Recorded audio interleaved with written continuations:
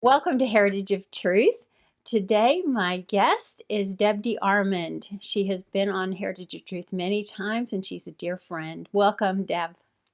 Thanks so much, Jeannie. I'm glad to be back with you and always enjoy the programming that you produce. Thank you. Well, Deb has a new book out, and I actually got to write one of the chapters in it, which was a great privilege. And her book is called We May Be Done, But We're Not Finished, Making the Rest of Your Life the Best of Your Life. That's what I'm counting on, Jean. That's right. So, why don't you tell us why you wrote this book, how this came about? But it's a title that's been wandering around in my brain for many years. Mhm. It was the tagline for my very first website, which was called My Purpose Now. And the tagline was, We may be done, but we're not finished. And it grew over the years in my head and my heart, frankly, as I aged. I was just in my early 50s when I began that first website. And I began to notice a lot of changes, some of them major, some of them subtle. But as the years continued to go by, I began to recognize that women, and probably men too, but my focus was on women, tend to lose their way, Jeannie, after the nest empties. They've been very clear for years of what their role was in life. They were moms and soccer, moms, and they did the PTA and they did the vacation Bible school. And so much of their life was based around raising children in a godly way. Mm-hmm. Many of them might have worked, but it wasn't the career that they might have had if they had more time to invest. And they enjoyed what they did. And when that nest empties, they just really weren't clear about what their purpose was any longer. And at the same time, I began hearing stories where women of a certain age found themselves marginalized and left out, omitted. Mm-hmm. My sister-in-law had an experience when she moved to Texas. She was in her late 50s, very qualified, very experienced in her profession. And she kept having lots of good interviews, but not a hire. And finally, someone was, I don't know if it's smart enough or kind enough or dumb enough to tell her the truth. He said, Well, I can't find a good reason not to hire you.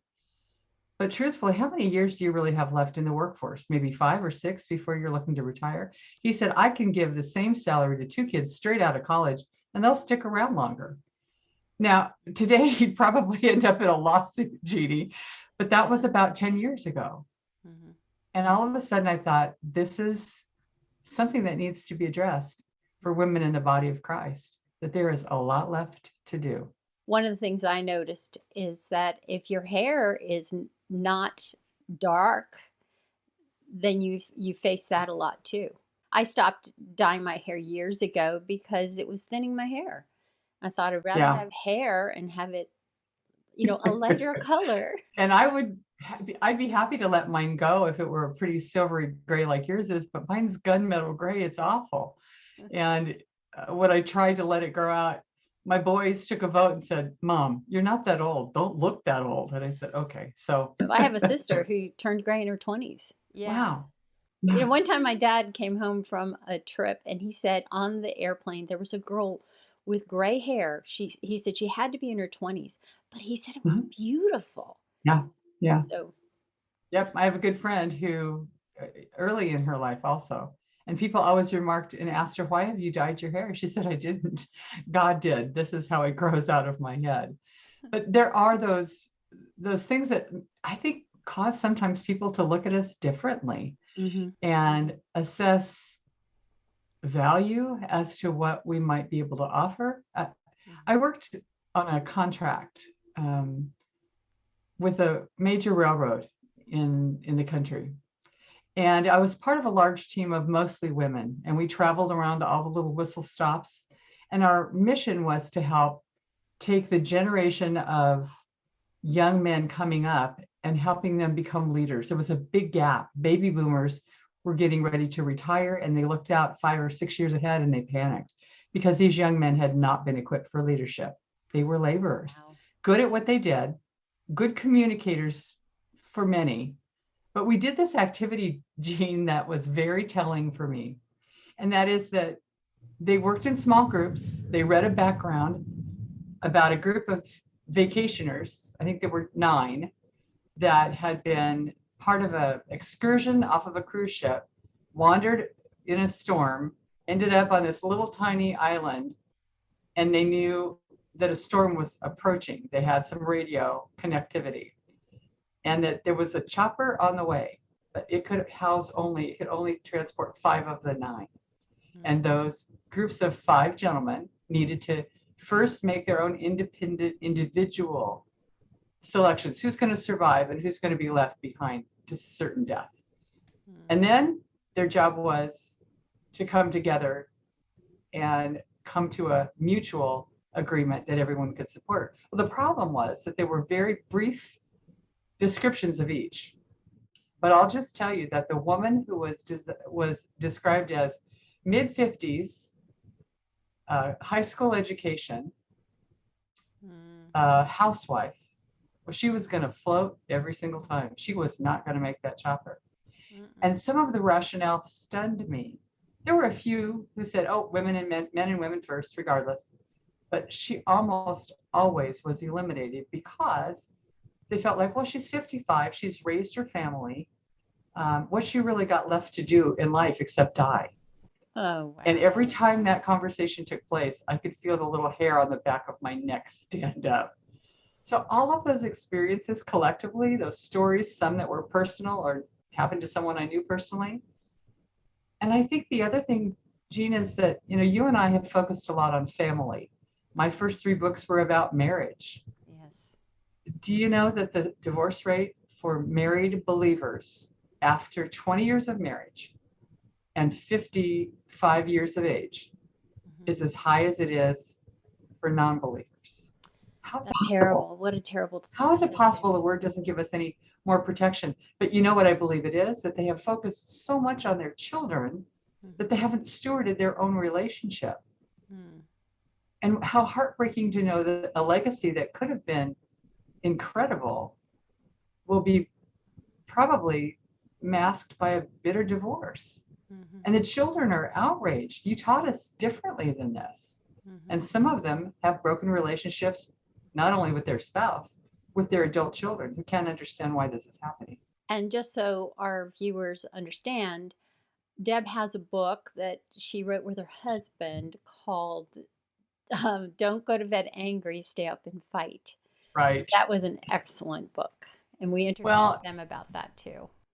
You did. And what's interesting about that, Jeanne, is that Ron and I were 17 when we fell in love, 19 when we married, and we just celebrated 46 years. Wow. And people must have ascribed to us some superpower that these guys are happy, they're still really in love, so they must never have a disagreement. And it just makes us laugh. We had to learn together how to negotiate the relationship. And it doesn't ever stop because we change, we grow. We've both officed from home for 20 years. Wow. I gotta tell you, that could be a stress causer on occasion. And so when you add all of those things up and you look at retirees who've planned maybe for their final services and where they're gonna be in the ground, they haven't got a life 2.0 extension plan. They're sitting together, watching television, not talking, not planning, not dreaming, not exploring. And that's not a way to live. No. It's just not. No. No one is promised tomorrow. Even the youngest people, no one is promised a tomorrow. So it's important for us to continue to live our lives to glorify God, no matter how long He may have for us on this earth. Absolutely. Absolutely, Jeanne. Do you remember the movie? It had 2 famous stars. James Garner was the husband, and his wife suffered from Alzheimer's disease. Oh. And every day he was a stranger to her. Every day it was a new friend. And at the end of that movie, Ron and I were the only people in the theater, except for 2 other women, in a midweek matinee in our local theater, because it was cheap, Jeanne. That's why we went that time. But at the very end, when it's clear that she's dying, he simply crawls into the hospital bed with her, Mm. and they close their eyes and they go, and I've told Ron that's how we're going. I'm not going without him, and I ain't leaving him behind. So we're going to have to go together. But this book, I think, really does help women recognize um, that there's so much more. The word says that God never retires his plan for us. He never withdraws the call he's placed on our lives. It may have a different focus, it may look different, but retirement's not a biblical concept. No, it The is. only time, one time that it's mentioned in the Bible, it's about the chief priests who are supposed to retire and let the younger ones step in, but the priests still have a role, and that is to train them. Right. So they're really not off the hook And the ever. Bible talks about the older women training the younger women. That's exactly right. And we have that role. We have that opportunity. And I think it's often missed. Methuselah, he was still involved in the whole boat building issue with Noah before he went to the Lord. I mean, he was active with an important role. He kept Noah, some scholars believe, from throwing in the towel before the flood, because he was an encourager and a mentor. So tell us about the various authors who wrote this book with you. There were how many? Well, yeah, I do know a very few, you being one of them.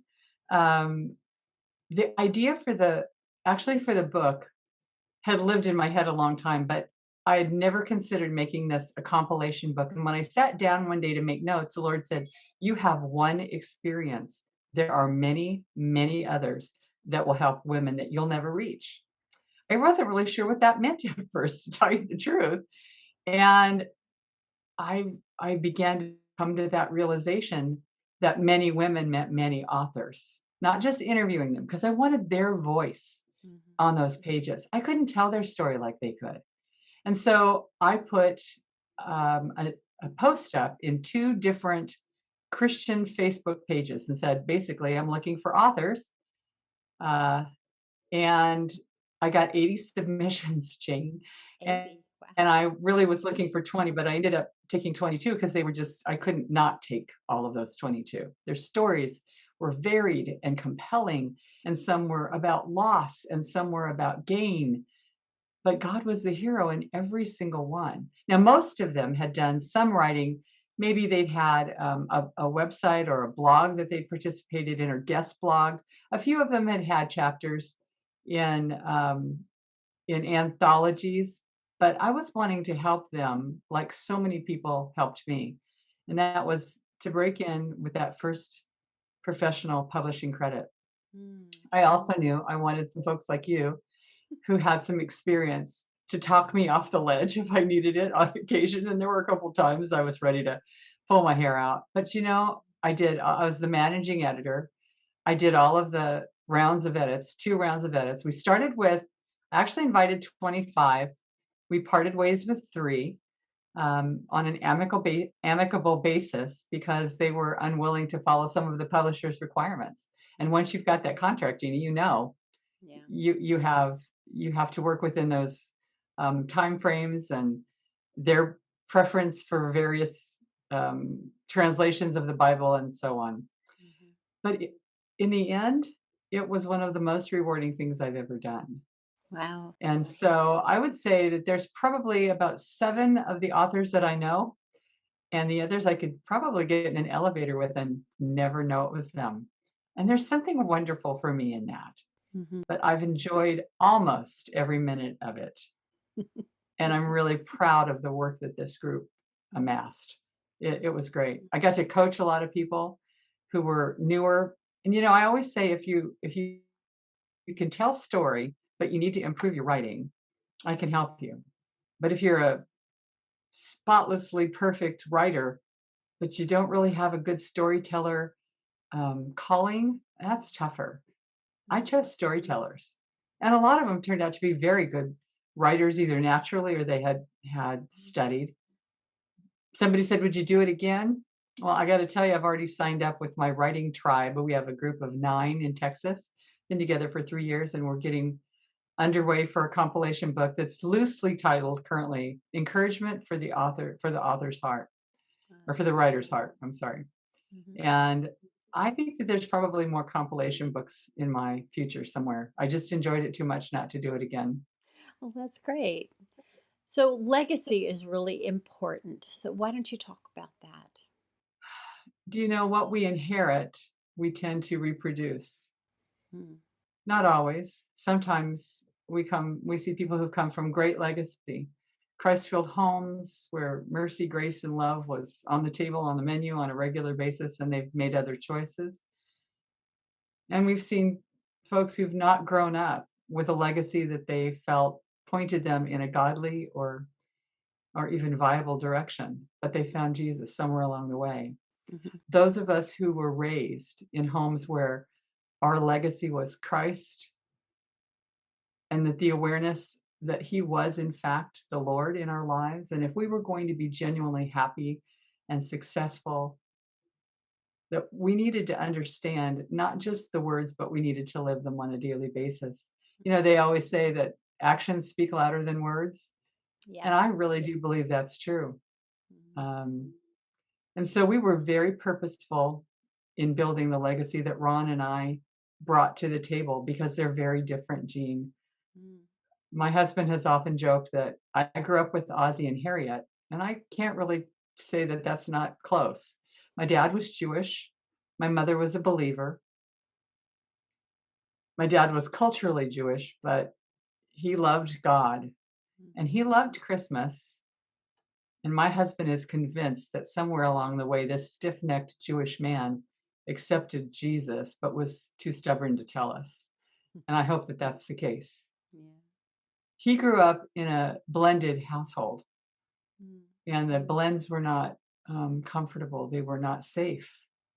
And he and his two sisters were subjected to a lot of heartache, to some trauma in that house. Mm-hmm. And it could have scarred him for life, but his mother took her kids when my husband was 13 to church for the first time because she said, I thought it was too late for me, but not for my kids. And of course, she discovered it wasn't too late for her either. It's never too She's late. 89 years old. She's 89 years old, and she is the matriarch in our family line.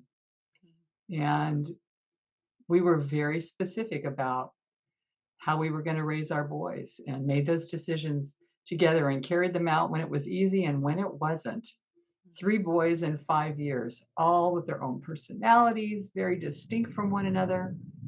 But I'll tell you that one of the greatest, I think, honors in our lives today is watching these 3 strong men who married incredible Christian women raising their children like we raised them. Mm. There's not a treasure greater for us than that legacy. And I wonder sometimes if women 50 plus have thought about that legacy after those kids leave, or if those kids haven't returned to the Lord. Mm-hmm. Our job's never done as mothers. I don't know about you, but there are days I'd like to take a vacation from that, but that's not his call. We just mother in different ways. Yes. My oldest son, when my first book was published, he was there when the books showed up from the publisher. And he said, Mom, I'm so proud of you. You just did such a good job. And I thought, wow, that's a role reversal right there. How many times have I said that to him? I'm proud of you. This wasn't easy. And you did a really good job. Mm-hmm. And that made me start to think about the fact that the roles will probably continue to shift. And there's new things to learn about how we do this and how we do it well. How about single women? I think that the biggest challenge for single women is that unlike those of us who are married to men who love God, we have ready-made live-in cheerleaders, and they do not. I will tell you that I have a lot of single women friends in my group. Some have lost a spouse already, some never married, Mm-hmm. some were divorced and chose to remain single after that, or just didn't find the right guy. And many of the same concerns about their personal appearance and are they the fifth wheel among their Mm. married friends who are kind enough to invite them. And I'm always reminding them, this has nothing to do with kindness. This has to do with the fact that I enjoy your company. And they need to be reinforced. And they also have some advantages, Jeanne. They don't have, in many cases, as many conflicts of time. My husband and I have to make our schedules work together. We wanted to keep each of our 2 grandsons for a few days before they started school. And so we had the oldest one for 3 days, and then the youngest one is going home this afternoon. We have other roles to fill, and in some ways, those who are unmarried, no matter how that came about, have some freedom to make some choices without consultation of others that you and I don't necessarily have. They also might have greater opportunity to decide, I want to be involved in this particular thing. I want to travel, or I want to use my gift to start a nonprofit that I believe in. Teach Sunday school. Absolutely. Yeah. There's so much that they can contribute. Absolutely. And that's the reason why I knew that each of these authors needed to write their own story. They lived it, they breathed it, and no matter how much detail I put into it, I was never going to capture the highs and the lows and the in-betweens that they could put on that page. What has been the response of people so far about this book? Do you know, it's been really strong. I'm delighted. You know, we're a nation, I think, of people that want to do things quick. And these are quick chapters. People can read them while doing business in the restroom, or in between 2 appointments, or sitting in a dental office and waiting.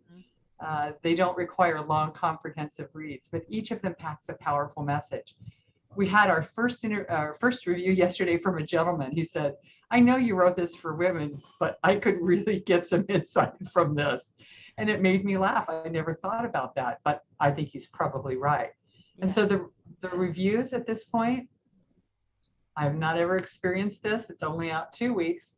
We're close to 20 reviews, and Jeanne, every single one of them is a 5-star rating. Wow. That's fantastic. That's a real gift. And people are emailing me and saying, I'm not done with the book yet, but I can't put it down. So I'm proud of the effort that went in from the entire team, and the results, I believe, are making a change and making a difference for people. Mm-hmm. So what is next for you as far as not just writing, but mentoring other women? But you know, one of the things that I had been involved with professionally is I was a business and life coach for more than 20 years. And I loved it. I thoroughly enjoyed helping people move forward. But I thought I'd like to do that with writers as well. I was blessed to have a really strong mentor, coach, Kathy Carlton Willis. Met her in the same place where you and I met, through Advanced Speakers and Writers Association. And I truly, genuinely believe that had I not found her, I would not have published as quickly as I did, and perhaps not at all. And so I took a certification course. It was a 6-month college level course in coaching authors. And it's been so satisfying. I have 2 who've completed their work, and one is ready to pitch. One has already pitched. She was not able to go to Blue Ridge this year. I was able to attend. I said, do you want me to pitch this for you? She said, if they'll let you. And she had requests for proposal and sample chapters. That's great. And I'm watching others come along making such progress. But somebody said to me recently, you know, I get as much life coaching from you at these writing sessions as I do coaching on working to become an author. I said, really? She said, yeah, it's just who you are. She said, but you're helping me understand how subtle changes that are more pertain to sort of the big picture of my identity and being secure in that has to do with my confidence in being able to write. And she said, I just didn't expect a twofer, and maybe I shouldn't have mentioned it, but she said, it's made a difference in my life. So that's pretty much where my focus is. I've mentored a lot of young women who are new in the craft, and they're raising babies at the same time they're trying to write. And Jeannie, I didn't start that. I wasn't brave enough to do that. I admire them so much, but I often am willing to do their coaching at a reduced rate, because the desire is there and they're carving out the time to make it happen. Mm-hmm. So for me, that's probably where I spend the majority of my time mentoring. And I always tell people that I meet, hey, if you're interested in brainstorming that, give me a call. Let's work on it. And I want to help support people do good work. That's just who you are. As a friend, that's how you are. So. Well, thank you. Well, paying it forward is important. You know, I don't take any of what came my way for granted. I didn't assume that I was entitled to have it. Mm-hmm. I came from parents who worked really hard, but they were givers, Jeannie. They owned the only shoe store in our small town in California for many, many years. And if a customer came in and his kids needed corrective shoes for some problem with their feet and they couldn't afford them, he simply made it happen. My dad ran the Elks Club circus every year, and it was to benefit cerebral palsy research. My mom was the same way. It's just who they were. Mm-hmm. And one of the next compilation books I probably will do, and I may actually do it by myself, is called Memos from Mama. Because I don't know about you, but my mother's been gone a long time. I lost her early in my life. I was only 37. But anytime I do or say something I think she probably wouldn't approve of, I swear to you, I can hear her clear her throat in my ear. Just, and that's all I need. That's all the reminder I need. Because for me, disappointing my parents was far worse than any punishment they could have ever doled out. Just didn't want to do that. Mm-hmm. Well, is there anything else you'd like to tell the audience to encourage them in any way before we end? Sure. Life is not done at 50. It's not done at 70. And it's not done until he says, come on home. Mm-hmm. And if we're still on this planet, there's a purpose in our life. My shining star example is my 89-year-old mother-in-law, who writes notes of encouragement to others, who knit about 30 layettes last year for premature babies at our local hospital. Wow. She's always going to give. She's always going to serve. She's always going to remain up to date in her understanding of her family. She's a grandmother and a great grandmother. And she really did change the legacy of our entire family when she took those children of hers, all teenagers, to church. Mm-hmm. We have important work to do, ladies. There's somebody waiting for you to have a conversation or to offer a ride to their job and chat with them on the way, or to dream big and follow some call that you've never actually felt confident in before. Put it in front of God. Let him take you where he wants you to go. It's never too late to start, and it's always too early to quit. Find that thing that he has for you. Amen. Good preaching, sister. Absolutely agree with everything you said there. Well, Thanks. Thank you so much for being our guest again, and we hope to see you when your next book comes out. I hope so too, Jeannie. I always enjoy an interview with you because it just feels like a chat with friends. Thanks so much. I know